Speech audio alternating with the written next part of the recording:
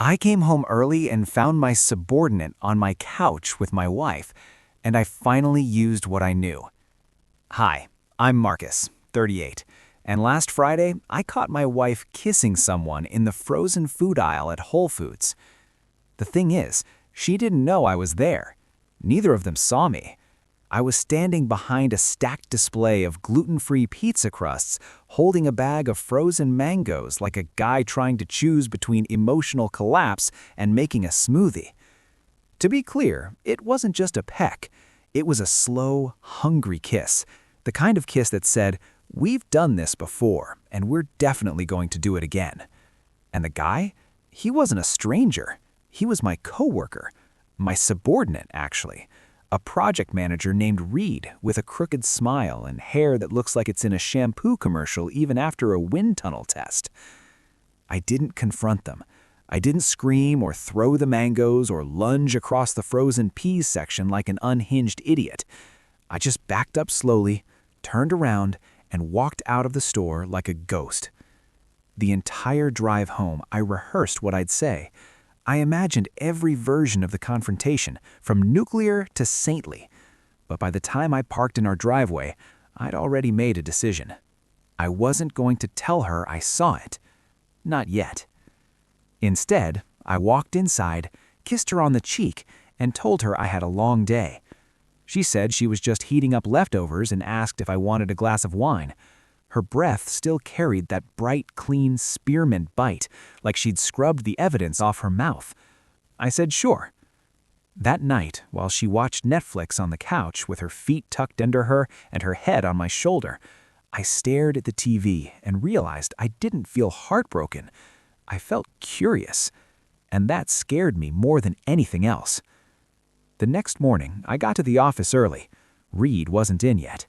I sat at my desk staring at his chair, my coffee untouched, my stomach twisting into weird slow-motion knots. When he finally walked in, 10 minutes late and humming, I didn't say a word. I just watched him. The way he adjusted his tie in the reflection of the black conference room monitor. The way he smiled too easily when people greeted him. The way he dropped into his seat, fired up his laptop, and pretended like he hadn't made out with his boss's wife near the damn frozen lasagna. He didn't know I'd seen it. That was leverage. It gave me something I hadn't had in a long time. Control. Because the truth? My marriage had been on life support for over a year. We'd been going through the motions. Dinners, holidays, birthdays, bedtime routines with our daughter Mila. But there hadn't been real laughter between us in ages. No sparks, no arguments, just polite silence, like roommates who shared a kid and a mortgage. And now I had a choice. Blow it all up, scream, confront, destroy, or wait, observe, see how deep the rabbit hole went. So I waited. At home, I started noticing things I'd missed. The way she always smiled when her phone buzzed, the quiet texts during dinner, the sudden suspicious interest in working out, doing her hair for herself, and going to yoga even though she always came back without a drop of sweat. At work, Reed stayed the same. Friendly, polished, professional, a little too professional, like a man hiding something and praying nobody asks too many questions. And still, I didn't say anything. Not to him, not to her, not even to my best friend Dave, who would have driven over with a bat the second I told him. Instead, I made a spreadsheet. No joke. I opened Excel and started logging her activities. Time, location, reason given, body language. I even noted the outfits she wore. I treated it like a case study, a behavioral audit. Like if I could just understand the patterns, I'd finally understand how the hell we'd gotten here. What I didn't expect was what happened on day 6 of this weird, quiet investigation, because that was the day I found the burner phone. It was in the back of her closet, tucked inside an old purse she hadn't used in years, the brown leather one with the broken strap she used to carry when we were still dating. I only found it because I was looking for the spare charger we always lost and never actually needed. And there it was, a phone I didn't recognize. No lock screen, just sitting there, fully charged like it was waiting for me. I didn't open it right away. I stared at it for a full minute, my heart pounding so hard I could hear it in my ears. My hands were shaking. I wasn't ready, not really, but I tapped the screen anyway. No texts, no calls, just one app, Signal. It opened straight into a conversation. No names, just a gray bubble and a blue one. Hers and his. I read every message, every disgusting, soul-gutting, cliché-ridden line. Last night was incredible. I dream about you even when she's lying next to me. I wish we could just disappear. They'd been seeing each other for at least 5 months, meeting during lunch breaks, hotel rooms, weekend conferences, sometimes even in our own house when I was away on work trips. Reed had even joked that our guest bed was surprisingly comfortable. That was the same night I found a hair tie on the floor, and she said it must have been our daughter's. I sat down on the edge of our bed, holding the phone like it might explode. My whole body felt cold. But I didn't cry. I didn't rage. Instead, I started taking screenshots. Every message, every photo, every timestamp, captured, saved, duplicated. I sent it all to a hidden folder in my cloud account labeled simply Proof. Then I powered the phone down and put it back exactly where I found it. No resets, no heroics, no fingerprints I couldn't explain away later. I wasn't planning revenge, not yet, but something in me clicked that day. Not anger, not pain, clarity. The moment you realize that everything you thought was solid has been hollowed out from the inside, and suddenly, you're not standing on a foundation anymore. You're standing over an exit. That night, she came home late, said her yoga class ran long. She smiled as she kissed me on the cheek, still bright with that spearmint clean. I smiled back. "Glad you're taking care of yourself," I said. "You seem lighter lately." She looked surprised. You think so? I nodded. Yeah, it really shows. And then I poured her a glass of wine and watched her drink it, already knowing what I'd do next.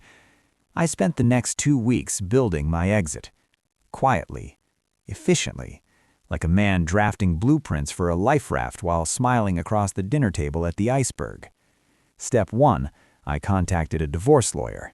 Not the kind you find through Yelp or some billboard on the freeway. No, I went to Julian Marks, a discreet, surgical-level attorney I'd met years ago during a client's ugly split. He remembered me, told me to come in early before his calendar filled. I took the 7:30 a.m. slot, beat the rush of cheating husbands and wives trying to beat each other to the punch. We talked for 90 minutes.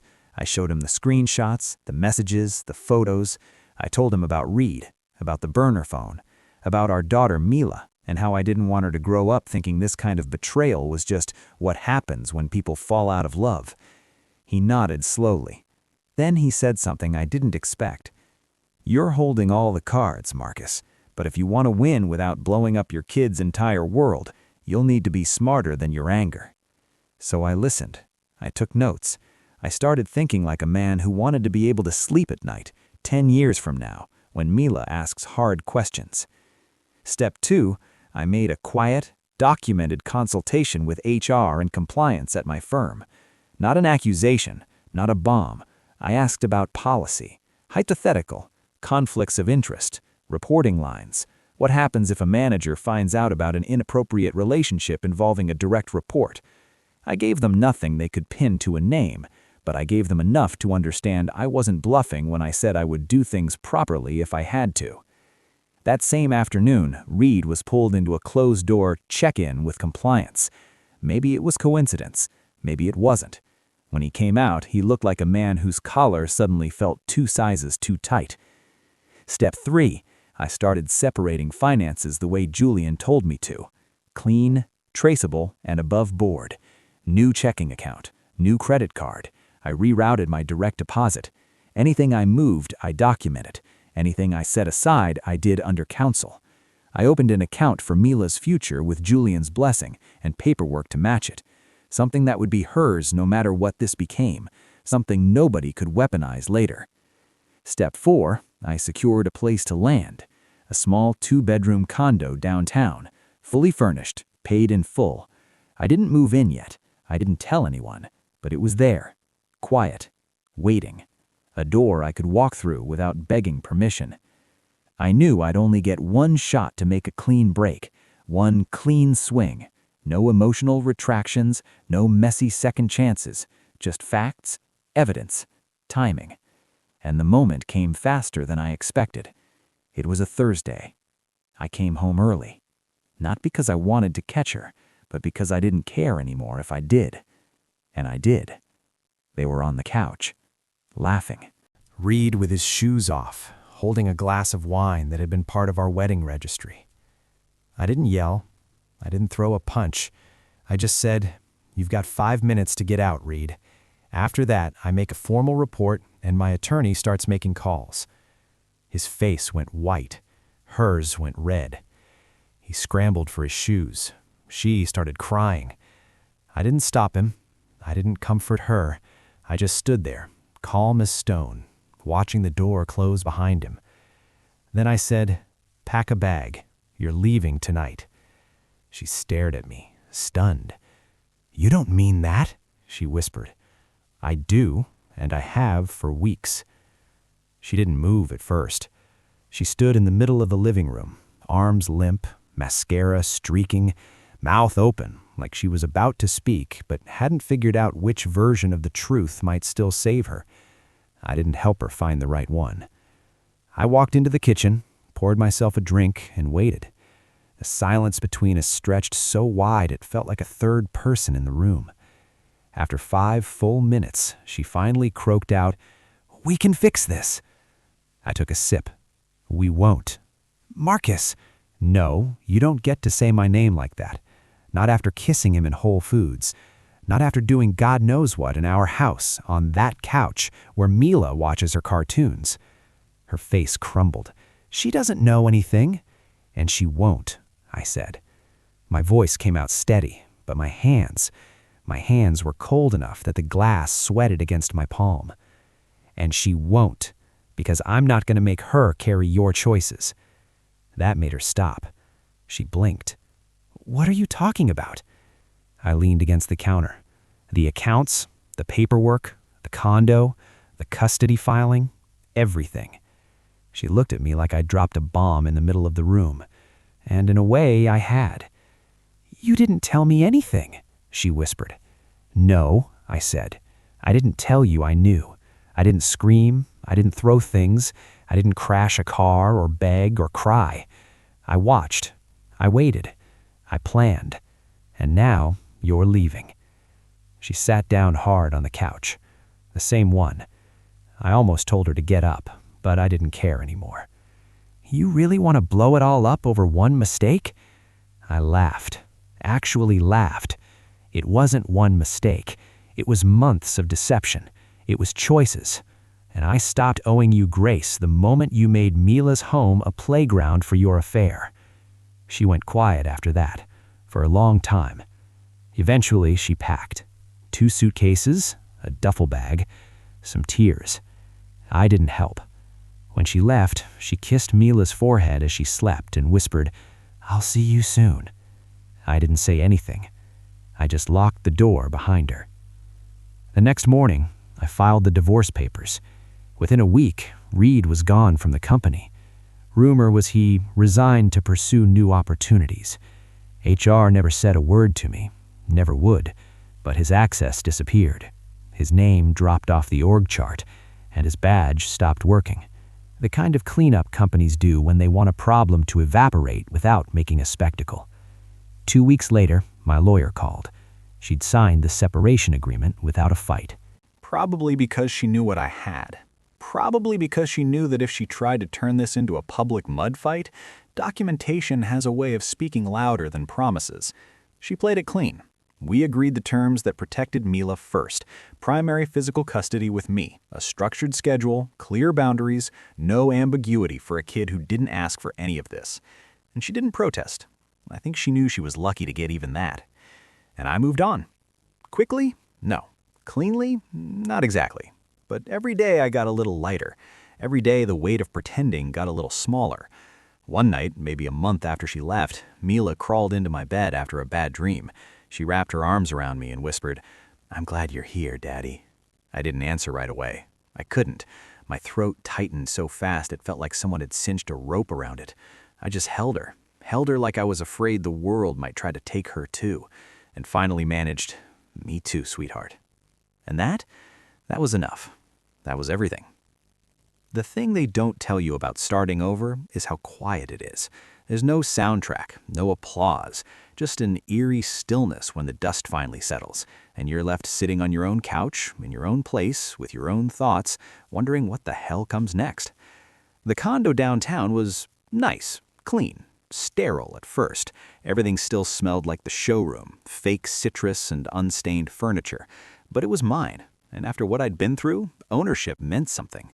I kept things simple. White walls, a few framed pictures of Mila, her dance recital, her first day of school, one where she's holding a sparkler on the 4th of July, pure joy across her face, like the world had never let her down. I hung that one by the front door. First thing you see when you walk in. First thing I see when I come home. And when I come home now, it's peaceful. No silent tension, no lies cooking behind half-hearted dinners, no random men's cologne clinging to my throw pillows. Just me, my daughter, and the slow rebuild of something resembling a life. Mila adjusted faster than I thought she would. Kids are elastic like that. Bendable, but strong. Resilient. We told her that Mom and Dad would be living in different places now, but she'd get to have 2 homes, 2 beds, double the bedtime stories. She took it like a champ. "Will I still see Mommy?" asked she. "Yes, of course," I said, keeping my voice even. "Every week." "Will she still come to my dance shows?" "It better," I said, and made her laugh. That first week in the new place, Mila and I created a routine. She picked out which nights were pajama dinner nights, where we ate pancakes or mac and cheese in our pajamas on the floor. We made Friday Fortnite. Not Fortnite the game, but literal pillow forts in the living room. Saturday mornings were cartoon marathons and blanket burritos. I even let her pick a plant from the nursery and told her it was her responsibility. She named it Chloe the Leaf Queen. It was stupid and wonderful and absolutely perfect. Meanwhile, my ex tried to play it cool. She sent neutral texts, asked about Mila's homework, shared the occasional photo from her time with her. But I noticed something different in her tone. Nervousness. Regret, maybe. She never once asked to come back, never begged. But there was a subtle shift in her language, the way she'd linger at drop-offs, the way she'd pause before saying goodbye, like she wasn't quite ready to accept the finality of what she'd broken. Too late. Reed had vanished. Nobody at work spoke his name. My LinkedIn connection with him disappeared one morning without warning, like the universe was tidying up behind me. But his name still lived in my documentation folder, buried beneath layers of legal notes, call logs, and every smug little message he thought would stay private. One afternoon, I got a call from Julian, my lawyer. Got a weird message from her attorney. They want to know if there's any chance of reconciliation before everything finalizes. I let out a sound that wasn't quite a laugh. No chance. He paused, like he already knew the answer. Thought so, but I had to ask. Tell them to finalize it. No delays. You got it. Click. That night, I made spaghetti with Mila. We wore matching aprons and made a mess of the kitchen. She put way too much cheese on hers. I let her. After dinner, as I was tucking her in, she looked at me with that piercing honesty only kids have and said, "You seem happier now." I froze. It wasn't a question, it was a fact, and I couldn't deny it. "I am," I said. "A lot happier." She nodded like it made perfect sense. Then she whispered, "Me too." And just like that, the last piece of guilt I hadn't even realized I was still carrying lifted. Not because everything was perfect, not because the pain was gone, but because even through all the wreckage, my daughter felt safe, seen, and loved. I turned off her light, kissed her forehead, and stood for a minute in the doorway watching her breathe. She slept like someone with nothing to fear, and for the first time in years, I realized that I did too. The divorce finalized on a Thursday. No courtroom drama, no last-minute objections, just a quiet confirmation from Julian that the paperwork had been signed and I was now officially and legally untethered. It felt like finishing a book you didn't like. Not satisfying, not triumphant, just done. That night, I didn't celebrate.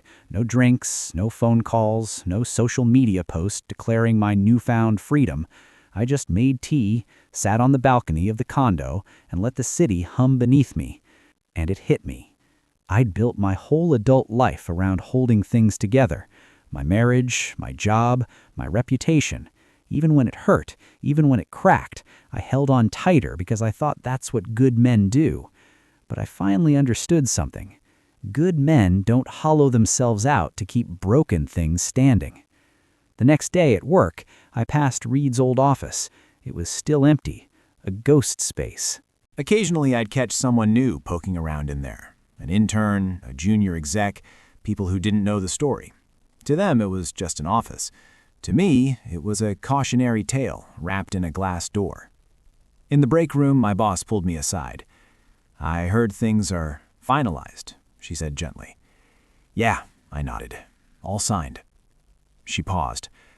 "I'm sorry you went through that, but I'm glad you handled it the way you did." I smiled, faintly. Honestly, so am I. And I was. I hadn't screamed, I hadn't burned the house down. I'd chosen precision over chaos, boundaries over breakdowns. It didn't make me a saint, but it made me steady. Later that week, my ex called. It had been a while since we spoke beyond Mila logistics. I answered.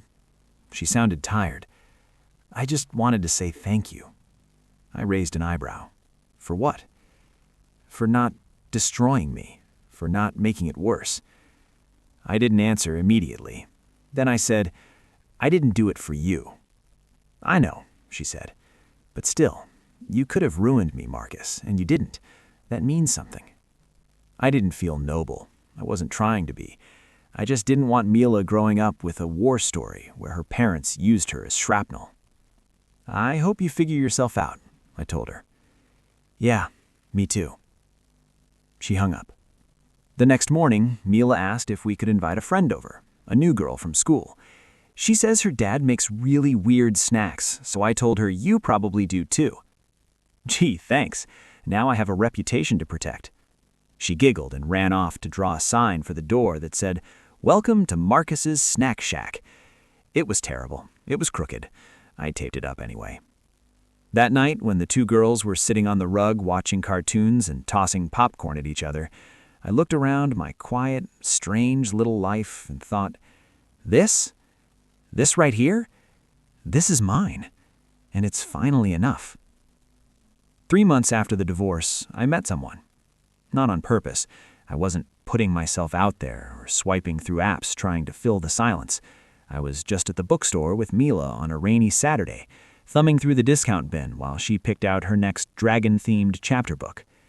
She was standing next to me in the same aisle, holding a coffee she hadn't started drinking yet and flipping through a paperback on grief. We both reached for the same book at the same time. We both laughed. Her name was Elise, divorced, 2 years.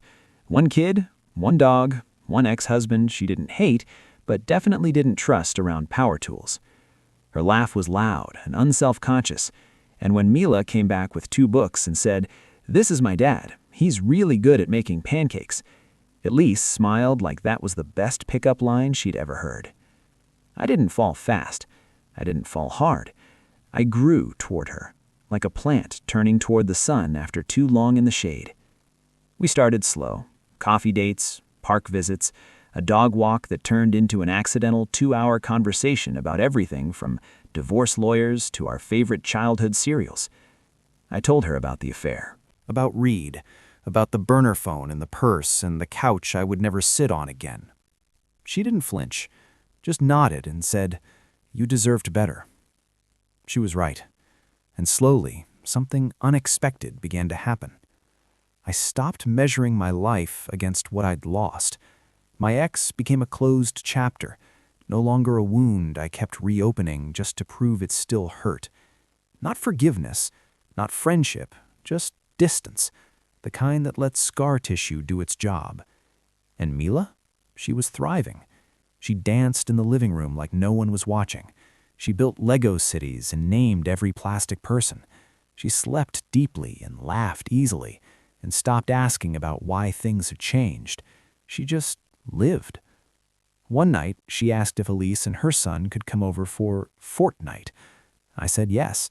They showed up with marshmallows and 2 bags of mismatched pillows, and we all ended up under the blankets watching old cartoons while the dogs snored at our feet. Mila leaned against me and whispered, "This is nice." It was. And not just nice, it was whole. I used to think revenge was the way to balance pain, that getting even meant winning.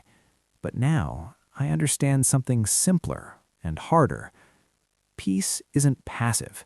It's built, brick by brick, choice by choice. It's what you pick when you could detonate everything, and instead decide your kid deserves a home that doesn't shake. I tucked Mila in that night, kissed her on the forehead, and stood for a moment in her doorway watching her sleep. I was no longer someone's husband. I was no longer someone's plan B. I was just Marcus, and for the first time in a long time, that felt solid.